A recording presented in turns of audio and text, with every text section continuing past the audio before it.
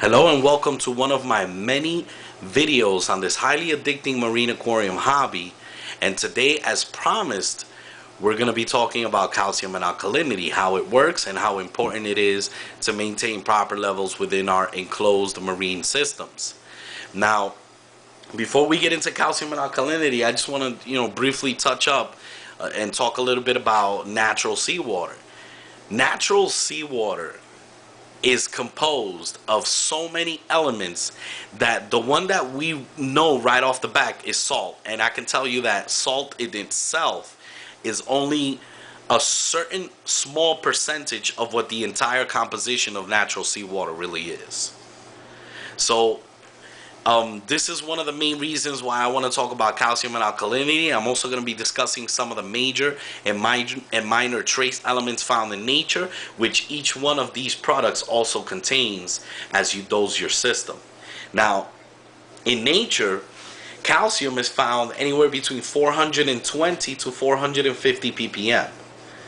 Alkalinity and DKH, the alkalinity is basically found between 3.0 and 3.75. The DKH should be between 8 to 12.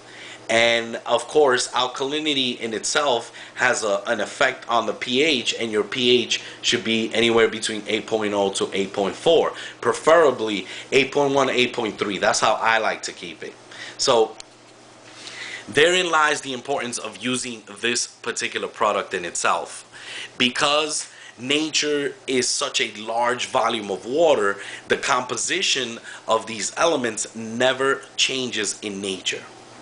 It just does not change.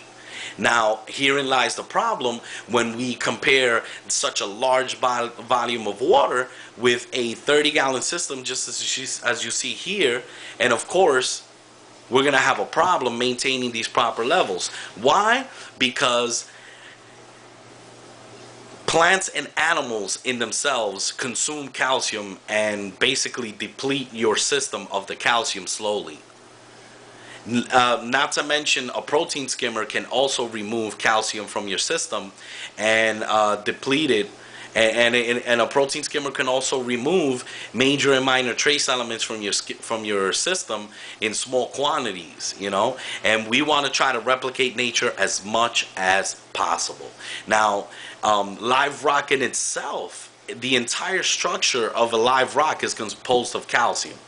And coralline algae consumes calcium on a daily basis, let alone the skeletal structure of SPS corals and LPS corals also require calcium in order to grow. And once again, this is just me trying to stress the importance of maintaining the proper levels of calcium and alkalinity. The problem is that the corals and the coralline algae and the rock structure and everything else, it's not going to consume the calcium and grow properly without the alkalinity being in its proper levels and without the pH maintaining itself in its proper levels. And herein lies the reason why I use this particular product. And we're going to talk a little bit about the product, and we're going to talk a little bit about some of the effects that you can get from using each one individually. And we're also going to discuss the fact that each one, calcium and alkalinity, both buffer each other out. So let's say, for example, you have your system which you've been running for a few months and your calcium levels are really low. If you were to just take the calcium in itself and add it on a daily basis, you're going to run into a problem. Why? Because calcium not only needs an additive in order to raise the levels into your system, if your levels of magnesium are not up to par, anywhere between 1300 ppm, your calcium is never going to go up. So magnesium also plays an important part, and I also have a magnesium additive, but that's for another video.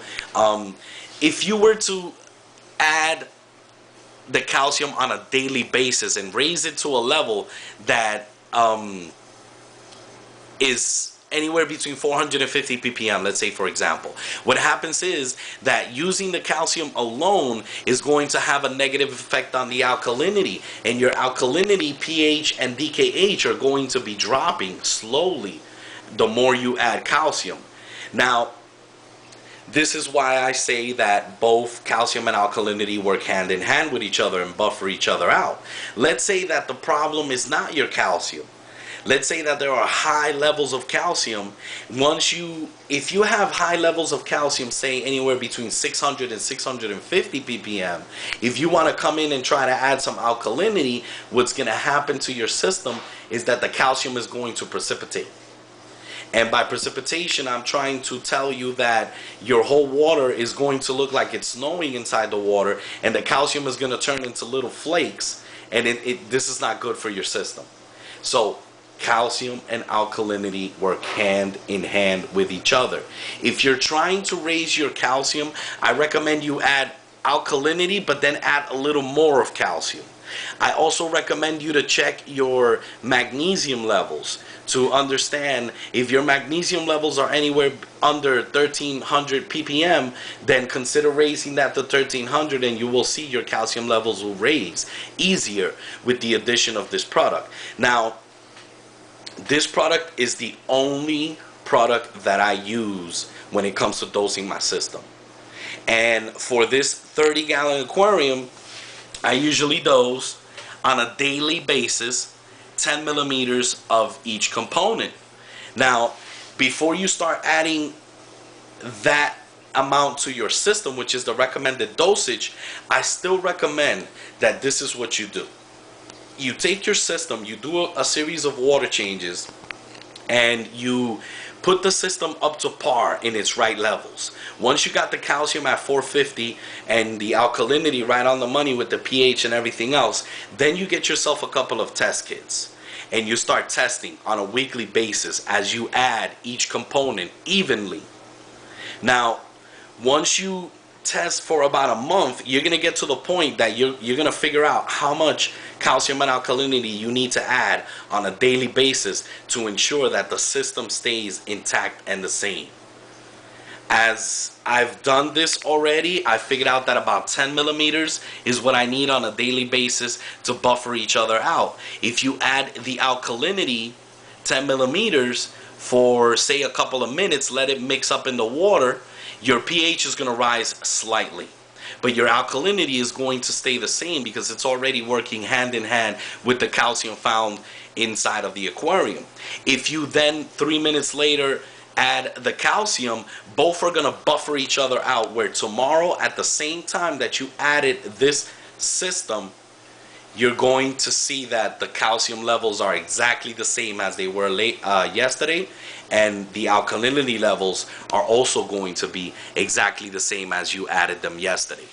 Both buffer each other out. One cannot work without the other. If you start adding alkalinity alone, your pH is going to rise, your DKH, but your calcium is going to drop. So it is very important for you, if you're going to have a system that has even such just live rock in itself, which requires the growth of coralline algae and the such, use this calcium and alkalinity additive on a daily basis with its recommended dosage in order to keep it exactly the same. Now, I've done a couple of experiments, and I can tell you that I stopped adding it for a while, and of course I experienced a drop with calcium and alkalinity, and some of the SPSs, the white rimmed edge around it, stopped growing. But once I reused the calcium and alkalinity, got the system up to par, I started to see a lot more of the white edges and the growth within the corals themselves. Now, the great thing about using this product in itself is that this is the only product that I dose my system. And the reason for that is because with each addition, for example, of say the calcium in itself is going to bring you all of, or at least the majority of the major and minor trace elements found in nature. So with each 10 millimeter addition of calcium, you're going to get chloride, calcium, magnesium, potassium, bromide, strontium, lithium, barium, rubidium, iron, zinc, nickel, copper, manganese, cobalt, and chromium. So it's basically replenishing some of the major and minor trace elements found in nature, which with each addition of the recommended dosage. And for the alkalinity, it also brings carbonate, sodium, bicarbonate, sulfate, borate, fluoride, iodide, which is very important, molybdate, vanadate, selenate. I'm sorry if I'm not pronouncing them correctly, but I just wanted to give you an idea of, you know, using this product in itself will maintain those proper water parameters if you use them correctly. It's important not to overdose the system, so use it wisely. And with some water changes as time goes by, some of these major and minor trace elements will be added into your system. So this has just been a quick video. I hope you've enjoyed it. I only got about a minute left because I actually have to buy a larger memory card. This camera only allows me to take 12 minutes, despite the fact that you know, YouTube allows me to now take 15 minutes. But I've got many videos coming up, guys. Subscribe if you like my videos. If you have further questions about calcium and alkalinity and need some help with the recommended dosage or whatever that is, hit me up on YouTube. I'll be more than gladly to help you out. So with that said, this is NewYorkSteelo. Once again, with, as promised, the video of calcium and alkalinity. I hope you've enjoyed it and it's been informational for you. NewYorkSteelo signing out. Peace.